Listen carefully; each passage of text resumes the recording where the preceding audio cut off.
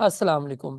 तो बेटा आज हम हजरत उमर रज़ी अल्लाह तआला अन्हु की दौर की एक्सपेंशन की बात कर रहे हैं।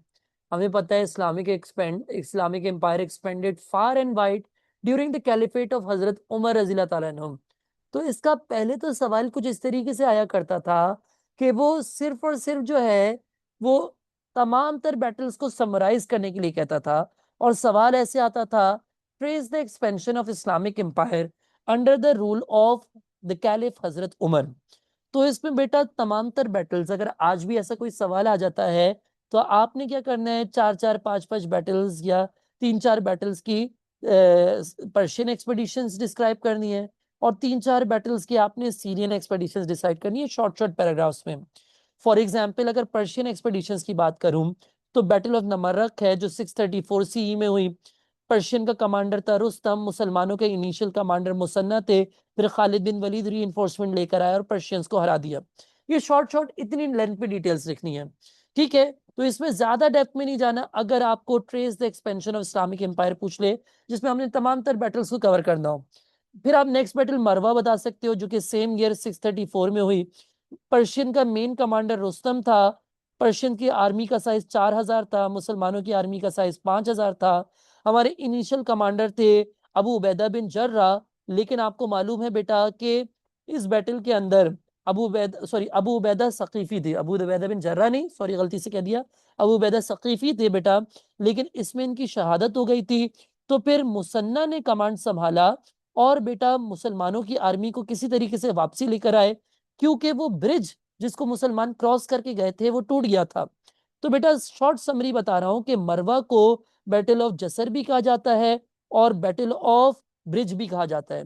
इसी तरीके से शॉर्ट में बोवेब की बात कर रहे हैं जिसमें मुसलमानों के कमांडर मुसन्ना ही थे। पर्शियन के कमांडर मेहरान हमदानी था।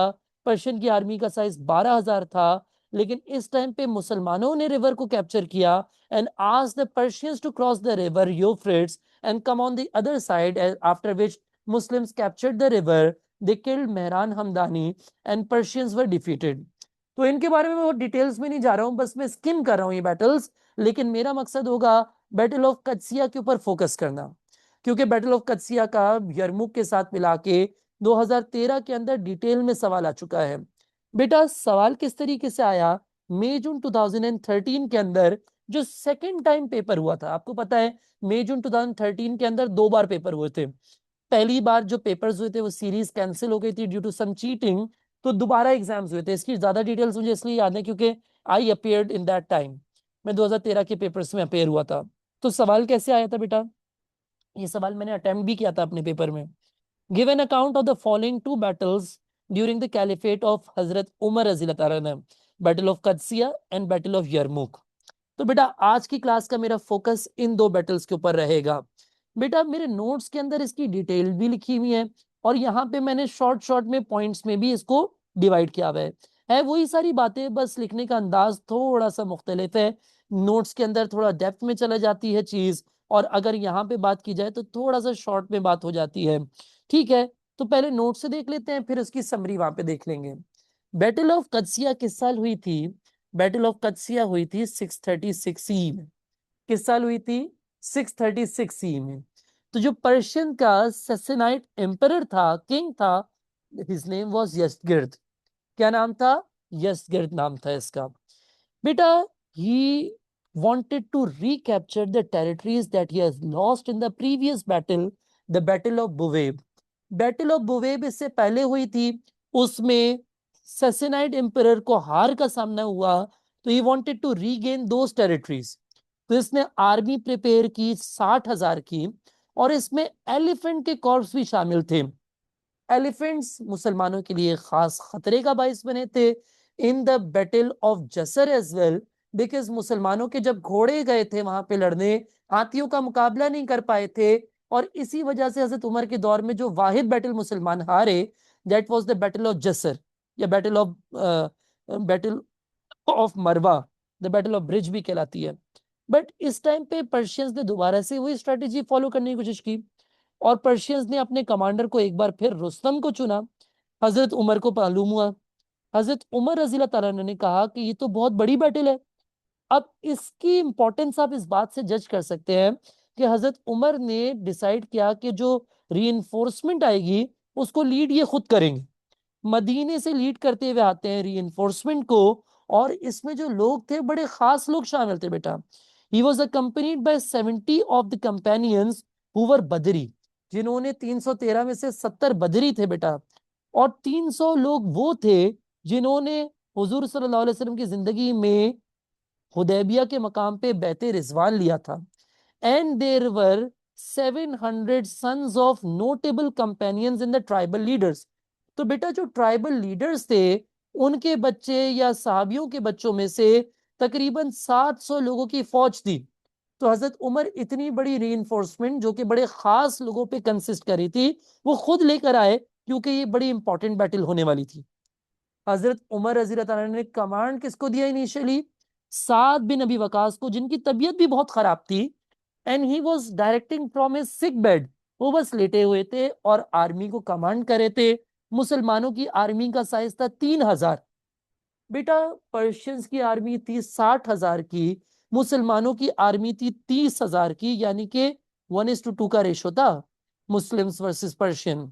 ठीक है बेटा, मुसलमान 14 बुजुर्गों की डेलीगेशन भेजते हैं यजगिर्द के पास और उसको 3 ऑप्शंस देते हैं। वो 3 ऑप्शंस बोलो भाई क्या होते हैं मुसलमानों के? या तो इस्लाम कबूल करके जिंदगी आखिरत बचा लो, या जिम्मी बन जाओ जिजिया पे करो और आखिरत बचा लो, सॉरी जिंदगी बचा लो, आखिरत तो नहीं बचेगी। और अगर दोनों ऑप्शन कबूल नहीं है तो वॉर चूज कर लो। पर्शियंस ने कहा तुम 30,000 हम 60,000, हम तो लड़ेंगे, हमें तो लड़ने में कोई खतरा महसूस नहीं हो रहा। बेटा इसके बाद बैटल स्टार्ट हुई विच lasted around 3 months।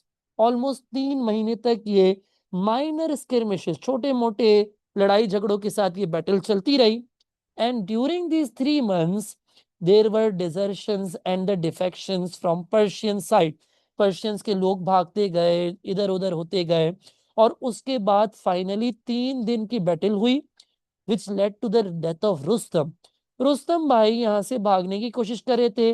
he was trying to cross the river and swim to safety, but Saad bin Abi Waqas ने इनका पीछा करवाया और पर्शियंस को भी कत्ल किया और रुस्तम को भी कत्ल किया। और बेटा इसके बाद मुसलमान बड़े स्ट्रांग हो गए, छोटी मोटी 2 महीने की कैंपेन्स करते रहे और फिर पहुंच गए मदाइन, जो कि कैपिटल था पर्शिया का। ठीक है, और जहां पे एम्परर और उसकी फैमिली रहा करती थी। लेकिन जब मुसलमान पहुंचे तो एम्परर और उसके नोबल्स भाग चुके थे। तो बेटा मुसलमानों ने मदाइन को कैप्चर कर लिया। ये समझो बेटा कि ये 2 रिवर्स हैं। ठीक है, यहाँ पे था रिवर टिग्रिस और बेटा नीचे था रिवर यूफ्रेट्स। ठीक है जी। मुसलमान मदाइन था कुछ यहाँ पर, मदाइन बिल्कुल किधर था? टॉप पर था। मुस्लिम्स 2 महीने की कैंपेन करके रिवर्स क्रॉस करके पहुंचते हैं मदाइन। तो मालूम होता है कि पर्शियन तो भाग चुके हैं, पर्शियन एम्परर यजगर्द तो भाग चुका है। मुसलमान जो रॉयल ट्रेजर कैप्चर करते हैं उसको मदीने भेज देते हैं विद 1/5 ऑफ द बूटी of the war, while the rest was distributed among the troops। माल गनीमत के तौर पे ट्रूप्स ने बाकी हिस्सा अपने आप में डिस्ट्रीब्यूट कर लिया। Eventually peace was declared in Persia and Persian agreed on the term of jizya। 2/3 of the Persian army was killed in this battle and Muslim only lost a 1/5 of the men। यानी कि 60,000 में से 40,000 Persians मारे गए, जबकि मुसलमानों में से 30,000 में से 1/5 यानी कि बेटा तकरीबन 6,000 मुसलमान इसमें शहीद हुए। This was a decisive battle in the history of Islam. It totally shattered the Persian army strength. और जो पर्शियंस का एक रोब और एक दबदबा था ना जिससे लोग डरा करते थे, वो अब इवेंचुअली खत्म हो गया। तो समरी पढ़ते हैं बेटा, समरी पढ़ते हैं इसकी। ठीक है जी। बैटल का कॉज क्या था? यजगर्द जो है वो वेब के लॉस को रीगेन करना चाहता था। आर्मी भेजी 60,000 की, मुसलमानों की आर्मी थी 30,000 की। इनकी पर्शियंस की आर्मी लेड बाय रुस्तम, मुसलमानों की आर्मी साद बिन अबी वकास। सर साद बिन अबी वकास जब सिख थे तो इनको कमांडर क्यों बनाया? क्योंकि स्ट्रेटेजी ये थी कि हम तीर चलाएंगे, और तीर चलाने में साद बिन अबी वकास से ज्यादा माहिर कौन हो सकता है? ठीक है, Saad bin Abi Waqqas was the one who for whom holy prophet sallallahu alaihi wasallam prayed at the battle of Uhud, फरमाया शूट साथ शूट में my mother and father be sacrificed on you। हुजूर सल्लल्लाहु अलैहि वसल्लम ने साद bin Abi Waqas के बारे में फरमाया, O Allah guide the arrows of Saad and respond to his prayer. तो जिसके साथ नबी की दुआएं हों उसको क्यों ना कमांड दिया जाए। तो बेटा तरीका ये था कि हाथियों को करीब ही नहीं आने दिया जाएगा, हाथियों पे तीर चलाएंगे, तीर ऐसे बरसाएंगे कि हाथी पीछे भागने में मजबूर। फिर क्या हुआ, बैटल से पहले 3 ऑप्शंस दिए, पर्शियंस ने तीसरा ऑप्शन चुना वॉर का। 3 महीने बैटल चली स्किर्मिशेस के साथ, 3 दिन फुल लास्टिंग बैटल चली। रुस्तम भाग गया, पर्शियंस आर्मी बाबल पे भाग रही थी रिवर क्रॉस करके, लेकिन साद बिन अबी वकास ने इनको चेस किया। पर्शियंस के 2/3 लोग कत्ल हुए, मुसलमानों के 1/5 मारे गए, यानी कि तकरीबन 6,000 मुसलमान शहीद हुए और 40,000 पर्शियन आर्मी के लोग मारे गए। और इस तरीके से मुसलमानों के अंडर पूरा पर्शिया आ गया, जो मेन एरियाज थे, क्योंकि मदाइन कैप्चर कर लिया फिर मुसलमानों ने विदाउट एनी फाइटिंग, तो एम्परर भाग गया। इस तरीके से मुसलमानों ने पूरे पर्शिया के अंदर पीस डिक्लेयर करके इनको जिम्मी बना दिया जो यहाँ पे लोग रहते थे। ठीक है जी, आई होप दैट्स क्लियर। कोई सवाल है तो पूछ लो। बेटा देखिए मई जून 2020 के अंदर ये सवाल आ चुका है, इसके बाद भी आया, इससे पहले भी आया बेटा। 2013 में भी मैंने पहली बार ये सवाल देखा था। यरमुक के बारे में सवाल किस तरीके से आया, कहते हैं write a detailed account of the battle of Yarmuk fought during the caliphate of हजरत उमर। तो बेटा याद रहे कि यरमुक के बारे में कदसिया के साथ भी सवाल आ चुका है और अलग से 10 मार्क का सवाल भी आया। तो अगर जिन बच्चों के पास मेरे नोट्स हैं बेटा वो इस बात को समझ लें कि अगर कदसिया के साथ आता है यरमुक, यरमुक किसके साथ आता है, कदसिया के साथ या किसी और इंपॉर्टेंट बैटल के साथ आता है, तो आप मेरे नोट्स में लिखेंगे यहां तक, यानी कि कॉन्क्वेस्ट ऑफ जेरूसलम से पहले पहले की हेडिंग लिखेंगे। लेकिन अगर बेटा सवाल आ जाता है 10 मार्क का, तो फिर आप कॉन्क्वेस्ट ऑफ जेरूसलम का भी पैराग्राफ इस पे ऐड करेंगे, बिकॉज बेटा ये battle of Qadisiyyah sorry battle of Yarmuk ही थी जिसके बाद मुसलमानों ने जेरूसलम को भी फतह कर लिया। I hope that's clear. बेटा होता क्या है कि मुख्तलिफ बैटल्स हुई हजरत उमर के दौर में सीरिया में। सीरियन एम्परर कौन था, हेराक्लियस, ठीक है, कौन था, हेराक्लियस। तो उसके खिलाफ मुख्तलिफ बैटल्स हुई, जैसे कि बैटल ऑफ दमास्कस, मुसलमानों ने फॉल ऑफ दमास्कस या कॉन्क्वेस्ट ऑफ दमास्कस को, पहले तो मुसलमानों ने इतनी इकोनॉमिकली इंपॉर्टेंट जगह दमिश्क पे फतह कर लिया, खालिद बिन वलीद ने उसको फतह कर लिया विदाउट एनी फाइटिंग। फिर मुसलमान फील्ड पे भी जीते, और जो जॉर्डन उस टाइम पे एक सूबा हुआ करता था, आज तो जॉर्डन एक मुल्क है ना, उस टाइम पे वो पर्शियन सीरियन एम्पायर का एक सूबा हुआ करता था, तो बेटा मुसलमानों ने उसको भी कब्जा कर लिया। उसके बाद हिम्स, हिम्स यहाँ पे जिक्र नहीं हुआ, मैं ऐड कर देता हूँ, हिम्स पर भी मुसलमान जीत गए।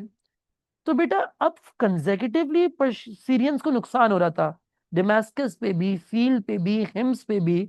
और जब इनको पता चला ना कि अब मुसलमानों की नजर है जेरूसलम पे, तो इसने कहा कि कुछ भी हो जाए हमें रिवर यरमुक के पास बैटल होने वाली जो है इसमें हारना नहीं है, कुछ भी हो जाए।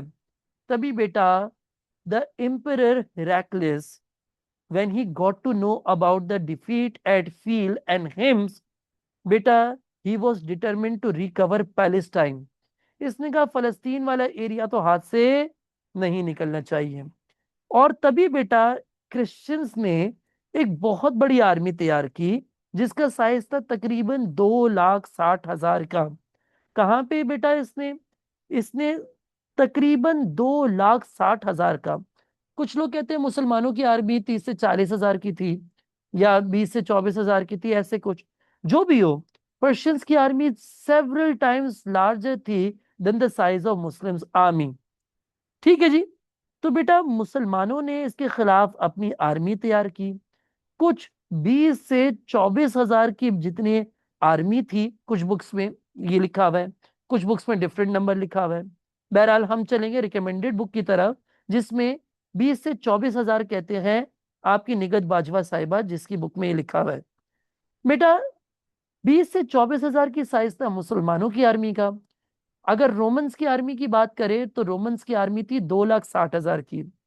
बेटा इनिशियली जो है मुस्लिम फोर्सेस जो हैं वो गोलान के रीजन के अंदर खालिद बिन वलीद के कमांड के अंडर गैदर होते हैं, और फिर बाद में अबू उबैदा बिन जर्रा, यजीद बिन अबू सुफियान, अमर बिन अल आस वगैरह ये आर्मी को टेक ओवर कर लेते हैं। बट इनिशियली मुसलमान किसके कमांड के अंडर थे? खालिद बिन वलीद के अंडर। हजरत उमर रजी अल्लाह तआला ने चाहते थे कि कुछ और लोग भी कमांड करें, ताकि लोगों को कहीं ऐसा ख्याल ना पैदा होने लग जाए कि हम अल्लाह के बजाय खालिद बिन वलीद की वजह से जीत रहे हैं। तभी उन्होंने कहा खालिद बिन वलीद के अलावा भी किसी को कमांड दिया जाए। तो इनिशियली तो Khalid bin Walid regrouped all the forces at the river Yarmuk, but later on he gave the command to Abu Ubaidah bin Jarrah रजी अल्लाह तआला अन्हु। बेटा इनिशियली जब दो आर्मीज का आमना सामना होता है along the river Yarmouk, Hazrat Umar रज़ी अल्लाह ताला remained in contact with the army और उनको encouragement के मैसेजेस भेजते रहे। इनिशियली तो निगोशिएशंस की कोशिश की गई।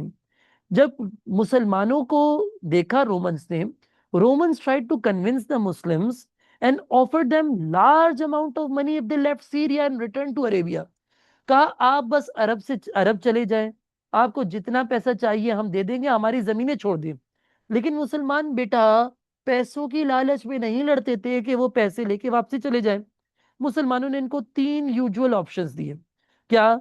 या तो इस्लाम कबूल कर लो, या जिजिया पे कर लो, या फिर हमसे लड़ लो। ठीक है।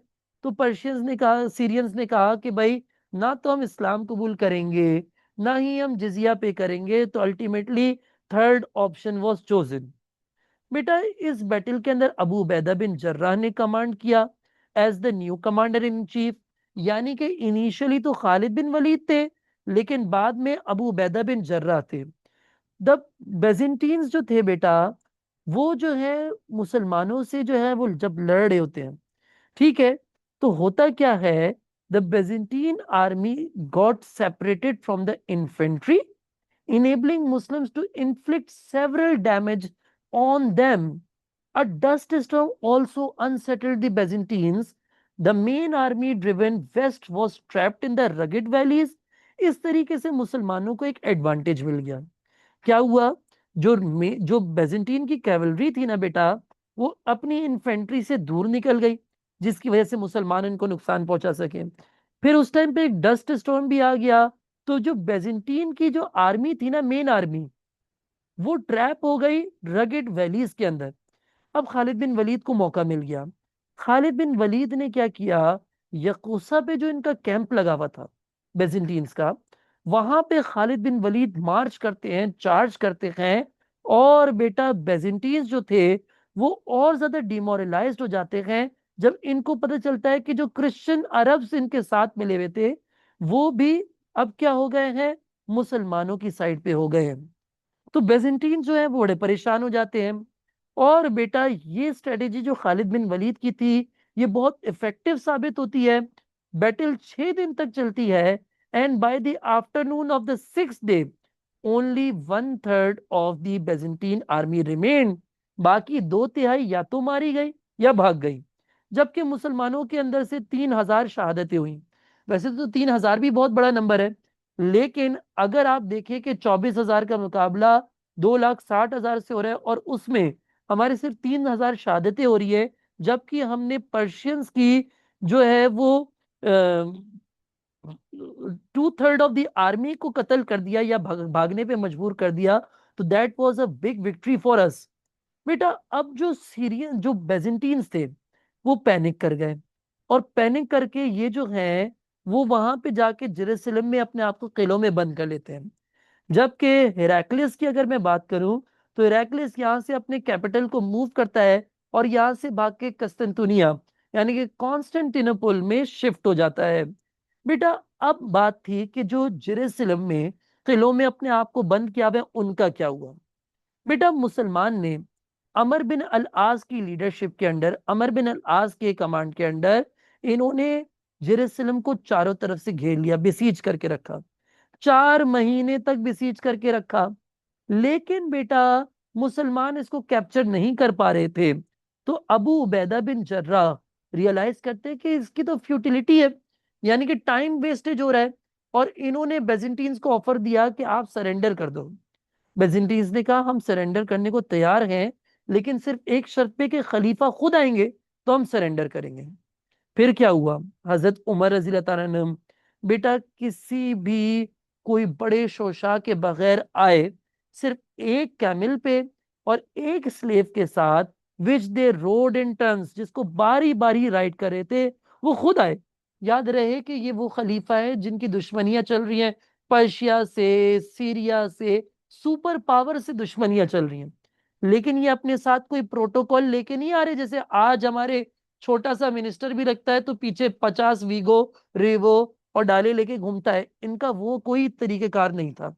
बेटा सिर्फ एक एक स्लेव था साथ में, और बेटा सिर्फ एक कैमल था जिसको बारी बारी राइड करे थे।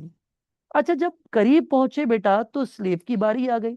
जब जेरूसलम के दरवाजे पे पहुंचे तो स्लेव की बारी आ गई। उसको शर्मिंदगी हो रही कि भाई किस तरीके से मैं जाऊं ऐसे, ये खलीफा पैदल चल रहे हैं, उनके कपड़े मिट्टी से बड़े भरे हुए, रेत से भरे हुए, और जो स्लेव है वो कैमल पे बैठा हुआ है। तो उसने कहा खलीफा तो रसूल अल्लाह, आप एक काम करें, आप मेरी बारी रख लें। हजरत उमर ने कहा नहीं, the honour of Islam is sufficient for Muslim. इस्लाम ने जो मुझे ऑनर दिया है, ये किसी भी मुसलमान के लिए काफी है।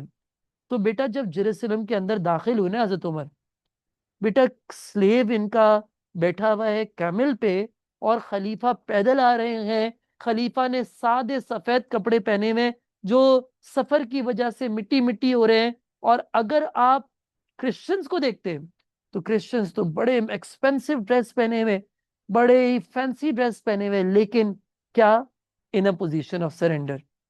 हजरत उमर वहां पे जाते हैं। सोफ्रोनियस जो उनका पॉम था बेटा, उसका नाम क्या था, सोफ्रोनियस। वो हजरत उमर को कहता है कि नमाज के वक्त आप चर्च में प्रे कर सकते हैं। लेकिन हजरत उमर मना कर देते हैं। कहते हैं कि अगर आज मैंने चर्च में इबादत कर ली तो कल मुसलमान चर्च को ही अपनी मस्जिद बना लेंगे। लिहाजा हजरत उमर ने चर्च में इबादत करने से मना फरमाया। बेटा हजरत उमर रजील्ला ताला अन्हु जो हैं, वहां पर जाते हैं, बेजेंटीन्स के साथ पीस एग्रीमेंट करते हैं, इनको लाइव्स, प्रॉपर्टी और प्लेसेस ऑफ वर्शिप की प्रोटेक्शन ऑफर करते हैं, और इस तरीके से Muslims were able to capture Jerusalem. That is why battle of Yarmuk was considered one of the most important battles in the time of caliph of Hazrat Umar रज़ी अल्लाह ताला। I hope कि ये चीज आपको समझ आ गई बेटा। अपनी क्लास को बेटा यहाँ पे एंड करेंगे। इंशाल्लाह नेक्स्ट क्लास के अंदर फिर हम लोग डेथ ऑफ हजरत उमर रज़ी अल्लाह तआला से कंटिन्यू करेंगे। जजाकल्लाह बेटा।